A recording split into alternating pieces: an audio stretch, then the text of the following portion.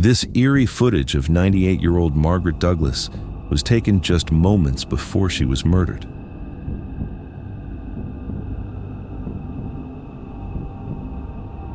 I'm sure you guys know about the elderly woman that was found. Oh my God, that was horrifying. That was horrifying. Gavin, do you know anything about it?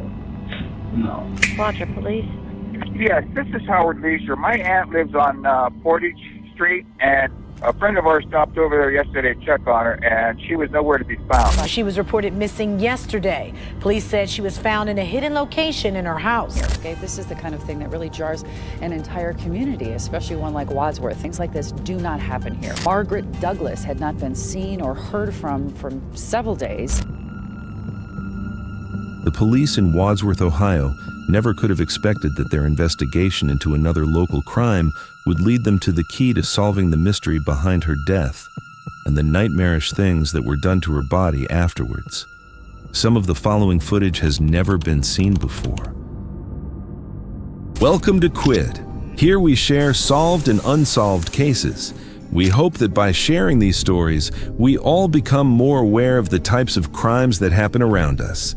And by doing so, we become smarter at detecting and hopefully preventing similar crimes. Let's get started.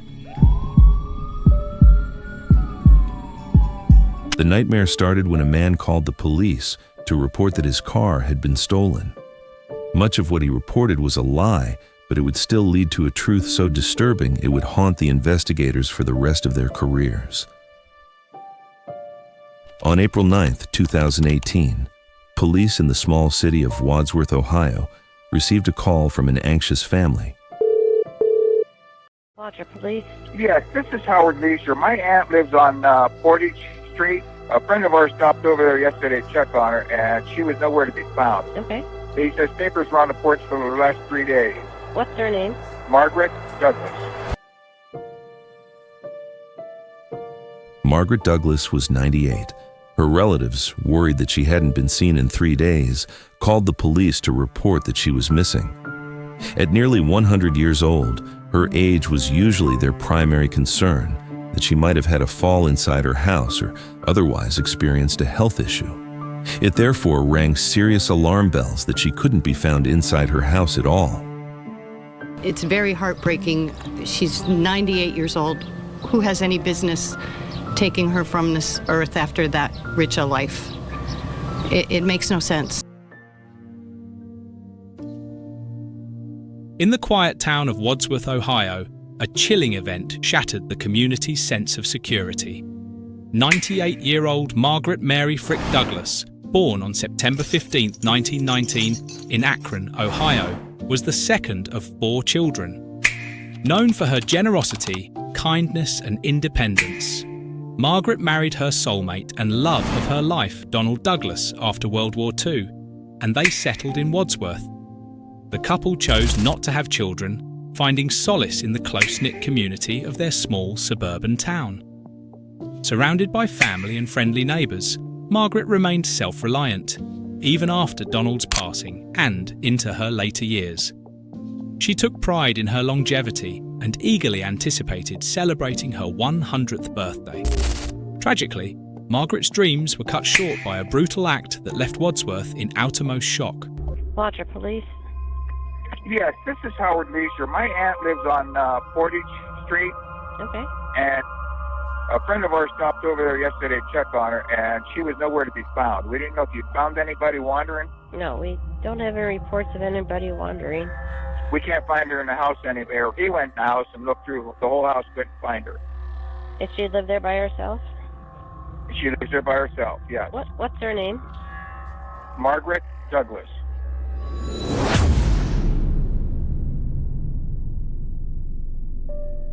Police in Medina County have a mystery on their hands. They're trying to figure out how a 98-year-old woman died after she was reported missing yesterday. Where was she? What had happened to her? And what did this Ohio teen have to do with it? This is the chilling story of Margaret Douglas's tragic demise. Wadsworth is a small, pleasant suburb of Akron, Ohio, with a population of 24,700. Its crime rate is around average for all cities across the U.S., with a 1 in 663 chance of falling victim to a violent crime, far lower than the rate in Ohio generally.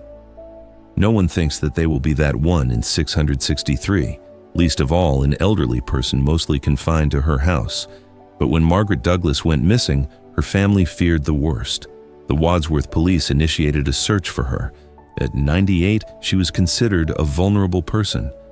They first searched the house in case she'd fallen in a less obvious place, calling her name in the hope she'd answer. But she didn't. Then, they broadened the search, canvassing the area for sightings. It became clear that the last sighting of Margaret alive had been on April 5th at her home, and that the last time her friends and relatives had heard from her had been 2 days earlier, on April 3rd, nearly a week before the search began. On the evening of April 9th, as there continued to be no luck in the search for Margaret, Howard and Cindy Leisure arrived at Margaret's house to help. Margaret was Howard's aunt and had no children of her own, with the result that her nieces and nephews were her closest family and looked out for her like she was their mom. Howard went to look in the closet to see what he could find and made a truly tragic discovery. The clothes had been pulled down from the rail to pile up on the floor of the closet. He spotted one of his aunt's shoes beneath the pile and leaned down to take a closer look, and discovered his aunt's murdered body hidden in the closet of her own house. The closet was tiny, only 1.5 by 2.5 1/2 feet, and Margaret's body had been contorted to fit inside it. She was in her nightgown, which was torn. She had bruises to her head and face and marks on her neck that suggested she'd been strangled. The condition of her body showed that she'd been lying there dead for a few days, since about the time she'd been last seen.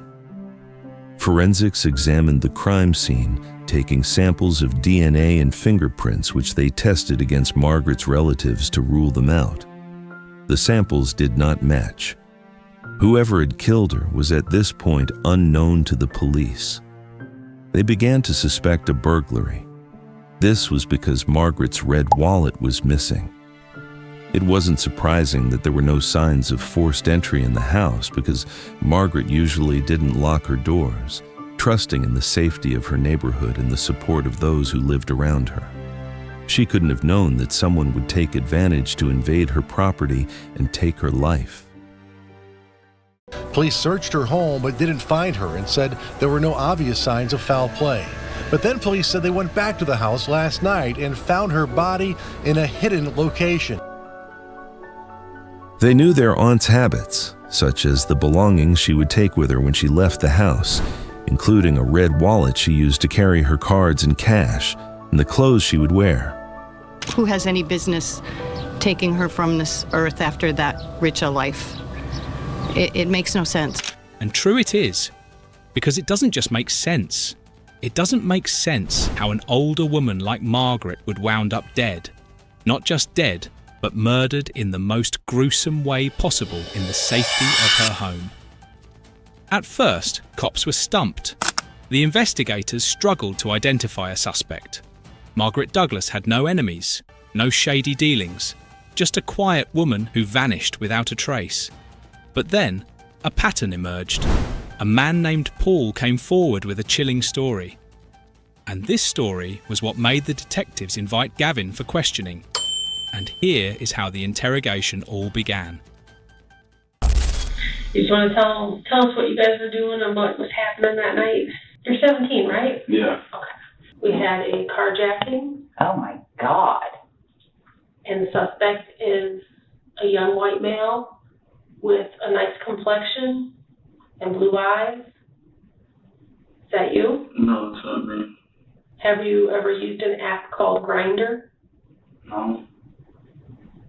How do you feel about gay people? I'm not gay. Oh, well, that's okay. But Gavin sat beside his mother, his posture stiff, his expression carefully composed, his voice just steady enough to sound believable. His mother, clinging to denial, glanced at him with desperate hope. Her son, her baby, couldn't be capable of something so horrific. Detectives weren't buying it. They'd seen this act too many times. The rehearsed innocence, the forced confusion. But Gavin wasn't just nervous. There was something else in his eyes, a flicker of arrogance, like he thought he could outplay them. And this made the detectives press harder. Detectives used psychological strategies, including maternal empathy, to gain Gavin's trust, leading to inconsistencies in his statements. In forensic and human psychology, the act Gavin is displaying in this scenario falls under impression management and duplicitous behaviour. More specifically, his behaviour can be classified as feigning innocence, denial and deception, cognitive dissonance, and Machiavellianism. No, I can't imagine you doing something like that. Just interacting with you this little bit, I can't imagine that's in your wheelhouse. No. Do you notice anything? Honestly, can you two actually leave for a second? What's that? Can you two actually leave? So I can talk to her. Yeah. Is that okay with you? Sure. And this is the turning point of the whole investigation. This is where everything changed. Gavin just asked to be left alone with the detective, as he is quote-unquote ready to reveal the truth. It is clear the patience and tactics used on him by the investigators paid off. Or not. Let's see how it goes.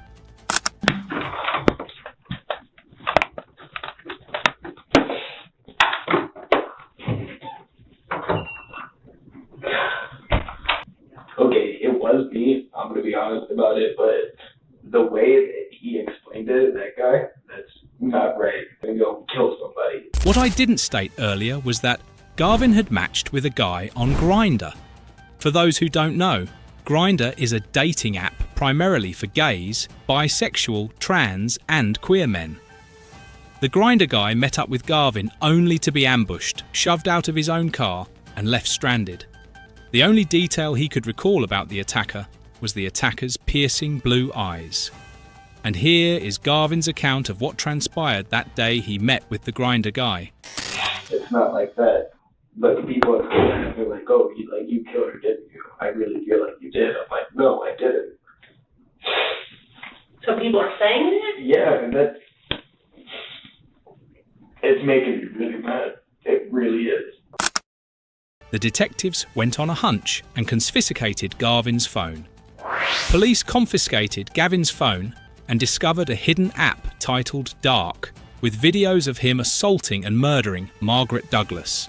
A glove found at the crime scene contained Margaret's DNA on the outside and Gavin's on the inside, sealing his fate as the killer.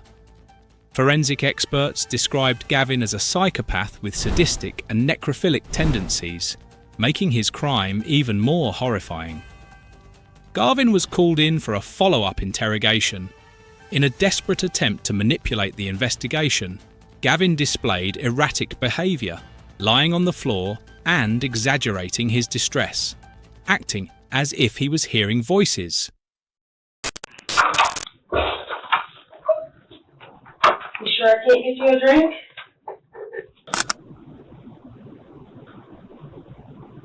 Gavin's mother, initially defending her son, had no idea of his monstrous nature until confronted with the overwhelming evidence. With digital evidence, DNA, and a full confession, detectives ensured Gavin would face the consequences of his gruesome and calculated crime. A mother's worst nightmare isn't finding out her child is a criminal. It's realising he's a monster she never truly knew. There's news of some closure in one of last year's most bizarre and disturbing stories. A sentence tonight for the Medina County teenager who broke into the home of a 98-year-old woman, videotaped her sleeping before killing her and abusing her.